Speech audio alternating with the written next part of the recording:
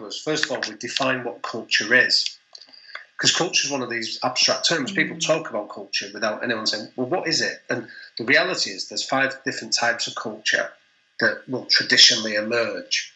Now, all of them can work, but some of them will work more consistently than the others. So the 5 cultures are, you can have a superstar culture. So this is where you bring in the most talented people, you pay them the most money, you give them the best resources, and you just hope that if they all come together, they'll be spectacular in their success. The danger of a superstar culture is, and Real Madrid as a football club adopted this as a policy a few years ago, was the phrase one of their directors said is, everybody wants to be the head waiter, but nobody wants to wash the dishes. So there's almost that idea that if it goes wrong, it'll go spectacularly wrong. The second culture you get is an autocratic culture, and this is a culture dominated by one powerful individual.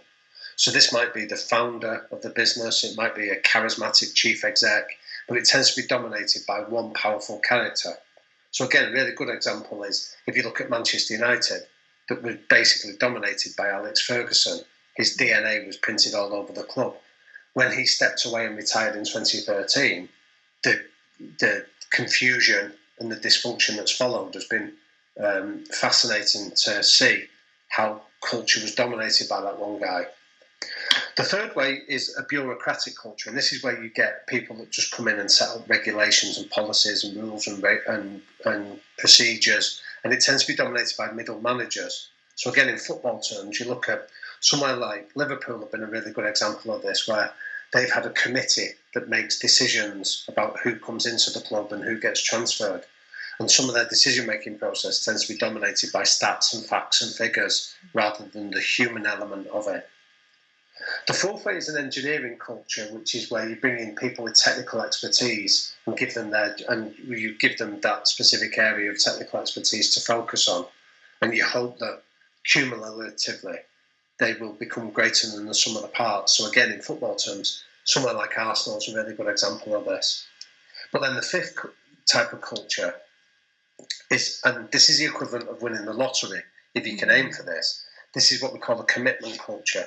And a commitment culture is driven by a really clear sense of purpose and a really clear set of behaviours that underpin it.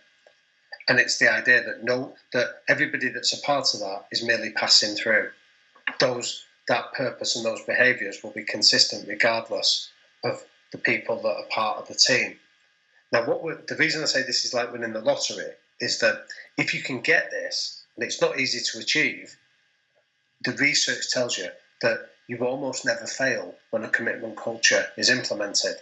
So the stats that say things like, if you're driven by employee retention, people will stay in a commitment culture even when they're offered pay rises of up to 36% more to go to a different organisation.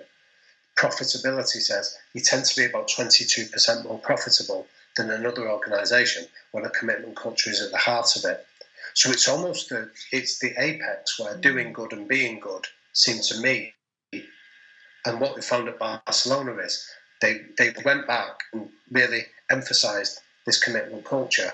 And I mentioned the stats before about in the 10 years since, they've gone through what's regarded as a golden age for them as a club.